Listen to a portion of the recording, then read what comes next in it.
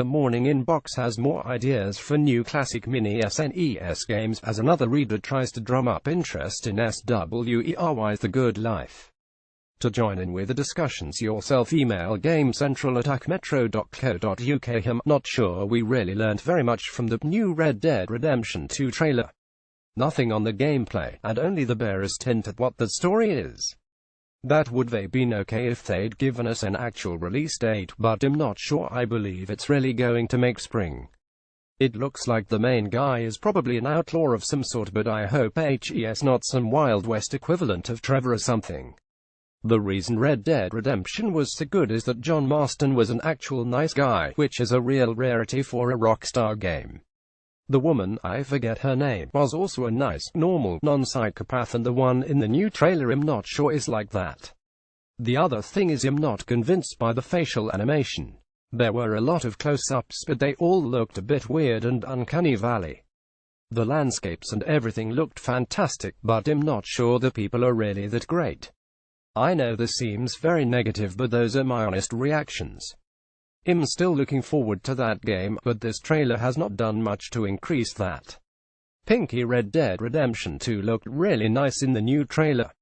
Wasn't much new info, but the game world looks pretty amazing. Immediately reminded me of The Witcher 3, but with even better graphics, which I assume is a game that Rockstar has probably been looking at. I imagine most of these developers that make open-world games have. But I wonder if they've been looking at Zelda Breath of the Wild as well. It's the only open-world game since The Witcher 3 that's done anything different, and I know Rockstar Zelda has been an inspiration before. The landscapes would probably be quite similar in general too, so it'll be interesting to see a more serious take on some of the same ideas and with much better graphics. I don't know about most anticipated game of 2018, it probably is, but I'm not really sure what else is out yet, but I think it's bound to be the best graphics of the year.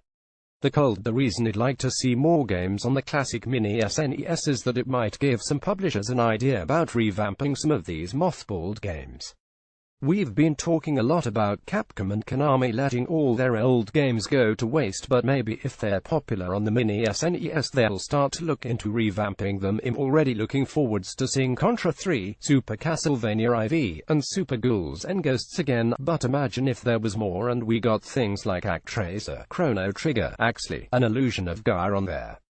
I'd love to see these games come back, even if they were semi-budget indie-like downloads. If they were, I don't see how that would be very expensive to make, so it's a shame they don't take a chance. I can only hope the mini SNES will give them the courage. Galen, email your comments to gamecentral@metro.co.uk. This is pretty funny. It's a list of all the Resident Evil games by the number of times they've appeared on another format. The winner was Resident Evil 4 with a whopping 12 different formats, and then Resident Evil 2 with 10. It is amazing to think a horror game has been ported to so many different consoles, so that you must have gone pretty much out of your way to avoid it. It's a shame that horror games aren't really that popular anymore, and even Resident Evil 7 only did okay. I think the problem is they got too good at their job, and with modern graphics they can do some seriously icky stuff. Resident Evil 7 is still pretty cheesy, and yet that's got some scary stuff in it. And I haven't even got a VR headset, so I'd hate to think what it's like then. I have to agree that I don't think The Evil Within 2 will be a hit, but as long as it gets at least halfway decent reviews I'll be supporting it. I like a good scare, and I want to see the record broken someday. It is intriguing to see you award the top accolade to Divinity Original Sin 2. I want to be able to play it on PC and hope it follows in the footsteps of its predecessor and comes to PlayStation 4. If that does happen, I do realize that such an event is a long way off, but I did find the original somewhat stodgy and a slog. I lasted several hours before I gave up. I'm still adamant in my preference for Divinity 2 Dragon Knight Saga. It was more accessible and funnier. That is my chief concern, and it didn't come up in your review. I really hope there is a more generous helping of Larian's quirky humor in store. I like that you have more alternatives to combat, though. I did not see what was so great about the combat in the previous game. It was fiddly, awkward, and in the words of Morton Joe, mediocre. Harsh, I know.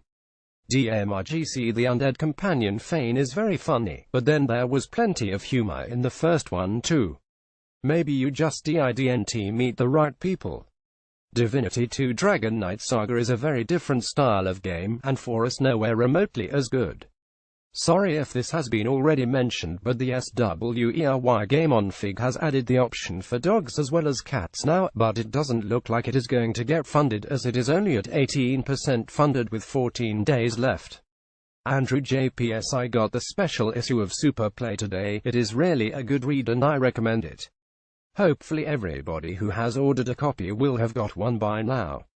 I didn't buy the classic mini SNES, as I have quite a few of the digital versions on Wii U, 3DS, and Final Fantasy VI on PlayStation 3. PPS yesterday Wednesday at time of writing is exactly 1 month to Super Mario Odyssey and Wolfenstein 2. Very excited, inspired by the reader asking for a new RoboCop game, which I'd totally be all for. Why wonder if the announcement of a new James Cameron Terminator film might mean we'll finally get a decent game. There seems so much potential, and yet they've all been fairly dumb and/or rubbish shooters. I remember reading an interview where Cameron was talking about games and he was obviously a big fan, so I'm kind of surprised HES never made one or been more involved. I mean, it's not as if HES knocking out a new film every year or anything. Here's hoping. Sharpie catch up on every previous games. Inbox here: I really enjoyed your review of the classic mini SNES. I too think it was the pinnacle of console gaming, and I never saw a console pushed so hard from a technical point of view.